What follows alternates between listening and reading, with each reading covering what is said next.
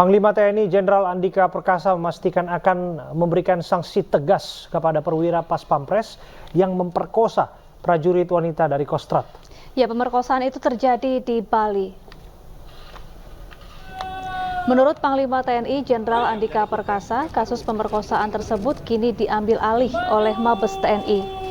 Pihaknya pun memastikan akan memproses kasus tersebut dan akan memberikan sanksi tegas termasuk pemecatan.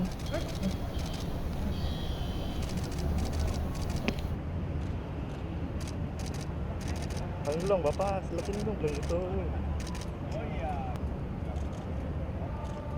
Salah di sidiknya di Makassar karena korban ini bagian dari divisi 3 Kostrad, tetapi akan diambil oleh Puspom TNI karena Paspampres, pelaku kan Paspampres itu di bawah Mabes TNI.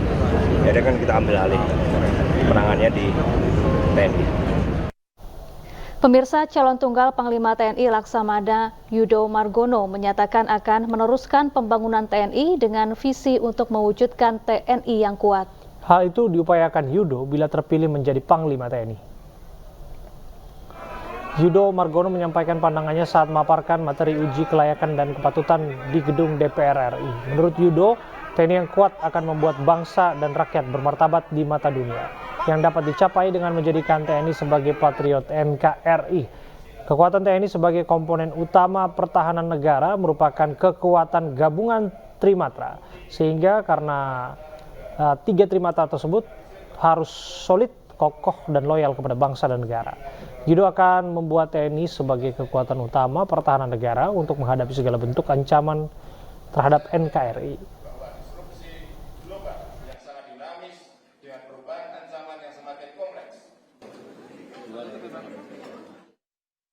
Sementara itu, para prajurit TNI Angkatan Laut menggelar nonton bareng uji kelayakan dan kepatutan calon Panglima TNI Laksamana Yudo Margono. Para prajurit nonton bareng di auditorium Markas Besar TNI AL. Para prajurit TNI AL antusias menyaksikan bersama jalannya proses fit and proper test. Ini adalah pertama kalinya di era Presiden Joko Widodo, Panglima TNI akan dipimpin dari Matra Angkatan Laut. Sebelum Yudo, terakhir Panglima TNI dari Angkatan Laut adalah Laksamana Agus Suhartono yang menjabat pada tahun 2010 hingga 2013. Pada Persatuan Pembangunan DPR RI nomor sekian-sekian tanggal 1 Desember 2022.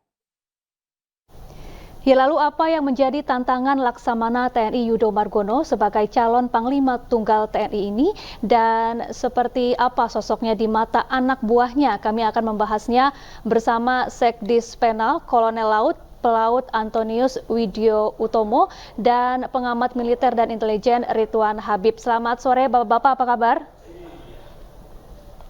Selamat sore. Kabar baik Mbak. Siapa? Baik, kami ingin bertanya ke Pak Anton terlebih dahulu. Pak Anton, hari ini Pak Yudo menjalani fit and proper test. Tadi para prajurit AL juga sudah nonton bareng nih Pak. Kami ingin mengulik lebih dalam terkait sosok Pak Yudo di mata para prajurit atau anak buahnya. Seperti apa Pak Anton?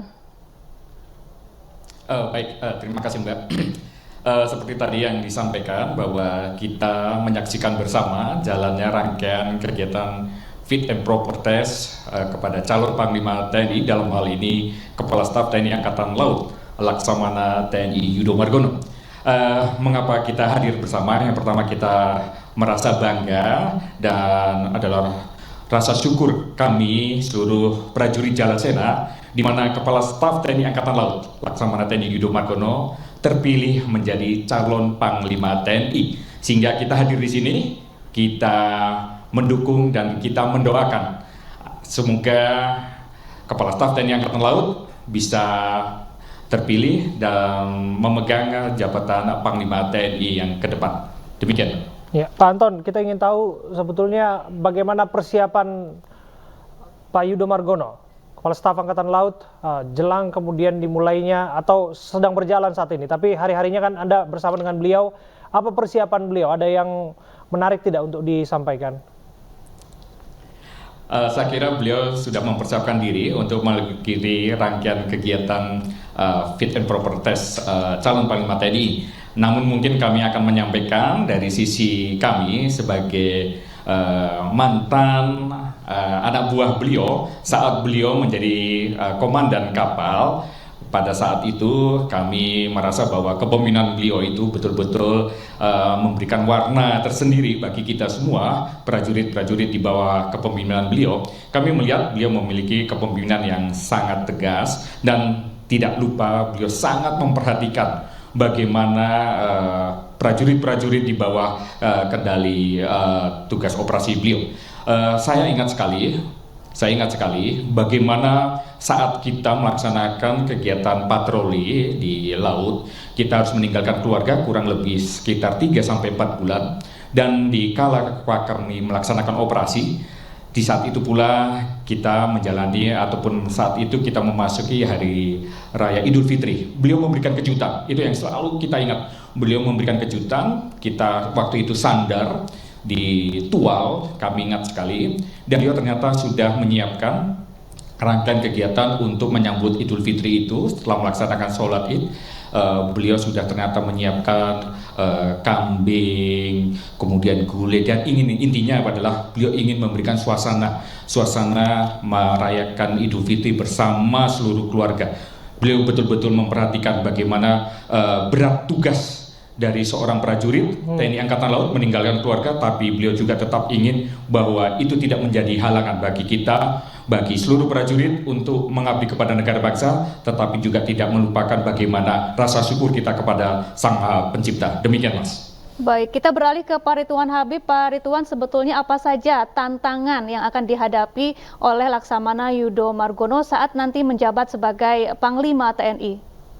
Ya, Panglima Yudo ini akan menjabat pada periode yang sangat krusial ya, yakni tahun 2023. Ini adalah tahun-tahun menjelang Pilpres.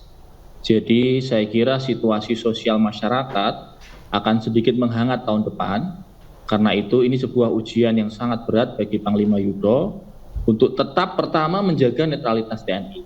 TNI tetap harus netral, tetapi di sisi lain TNI juga punya tugas, tanggung jawab kepada negara untuk memastikan bahwa keamanan, ketertiban, kenyamanan masyarakat itu terjaga. Tentu saja bekerja sama dengan mitranya Polri. Karena ini menjelang tahun 2024, Pilpres 2024, beliau menjabat antara 1 Januari sampai Desember 2023. Saya kira ini ujian paling berat beliau nanti di situ. Karena mungkin akan ada yang menghangat di masyarakat, mungkin ada gejolak-gejolak kecil. TNI tidak bisa lepas tangan untuk ikut membantu pemerintah meredakan itu. Nah, itu yang pertama, Safa. Yang kedua, sebagaimana disampaikan Bapak Presiden, tahun 2023 di dunia ini akan kemungkinan besar akan terjadi krisis ekonomi. Nah, krisis ekonomi ini juga bisa berdampak ke masyarakat Indonesia. Karena TNI ini berangkat dari rakyat, TNI ini manunggal dengan rakyat, maka TNI juga diharapkan bisa membantu problem sehari-hari masyarakat. Ini bagian dari Undang-Undang TNI juga, yakni operasi militer selain perang. Jadi saya kira nanti Panglima Yudo ini bebannya akan cukup berat menghadapi situasi tahun 2023. Akan tetapi saya yakin dengan kapabilitas beliau, insya Allah akan tertangani dengan baik. Ya, Pak Ridwan, kalau kita lihat kan ancaman yang nyata dekat-dekat dengan kita, kaitannya dengan geopolitik adalah ketegangan Laut Cina Selatan. Bagaimana Anda melihat Pak Yudo mampu menjawab tantangan tersebut? Ya, tentu saja Indonesia karena letaknya ya, kita berada dalam skala yang sangat strategis. Alur laut kepulauan Indonesia ini bisa masuk dalam jarak tempur dari armada laut baik Tiongkok maupun armada laut dari Amerika Serikat. Artinya jika dua negara adidaya ini bersitegang di laut, mau tidak mau, laut Indonesia bisa terimbas. Nah, ini saya kira juga membutuhkan strategi patroli, strategi operasi yang ekstra hati-hati. Dan saya yakin juga Panglima Yudo memahami itu. Karena beliau sebagaimana tadi disampaikan Kolonel Anton, pernah menjadi komandan kapal perang, sehingga memahami secara pasti dinamika patroli di laut itu seperti apa. Lalu yang kedua, jangan lupa di sebelah selatan ini AUKUS. Australia menyiapkan satu perangkat kapal selam baru yang sangat senyap dan dia bisa masuk ke perairan kita. Nah, ini juga jadi PR nanti dari keamanan laut di sisi selatan. Baik. Jadi sisi utara ada ketegangan Cina Selatan, Laut Cina Selatan, di sisi selatan ada Australia. Ini tantangan juga buat Baik. Pak Yudo. Baik, kita kembali ke Pak Anton untuk mengetahui sosok dari Laksamana Yudo Margono. Pak Anton, kita tahu Pak Yudo ini merupakan sosok yang humanis, kemudian juga menyenangi dunia seni begitu ya. Kemudian apa yang paling melekat di benak para anak buah Laksamana Yudo Margono? Apa yang paling melekat, Pak Anton? Baik Mbak, terima kasih. Seperti yang Mbak sampaikan tadi, beliau adalah sosok pemimpin militer yang juga sangat mencintai dunia seni. Beliau sangat mengenal, beliau sangat memahami bagaimana dunia pewayangan. Beliau sangat antusias, beliau sangat ataupun selalu hadir dalam setiap suatu kegiatan pementasan pewayangan. Itu yang pertama. Yang kedua, beliau selalu meluangkan waktunya kepada anak buahnya untuk melepas penat ataupun kejenuhan saat kita berlayar dan sebagainya. Beliau selalu mengundang misalnya band, orkes yang untuk memberikan hiburan kepada anak buah, dan tentu saja beliau menjadi ikut bagian dalam rangkaian kegiatan pementasan kesenian itu. Seperti beberapa waktu yang lalu ada lagu Jalaswi Vajayamai yang diversikan dalam bentuk suasana lagu-lagu yang betul-betul mengajak seluruh prajurit untuk ikut bersama mendendangkan lagu tersebut. Itu menunjukkan bagaimana beliau sangat mencintai kesenian budaya, tapi beliau juga menerapkannya dalam kepemimpinan beliau. Kalau tadi Mbak sampaikan, kira-kira apa ya sesuatu hal yang menjadikan kesan bagi kita seorang prajurit Jalasena ini.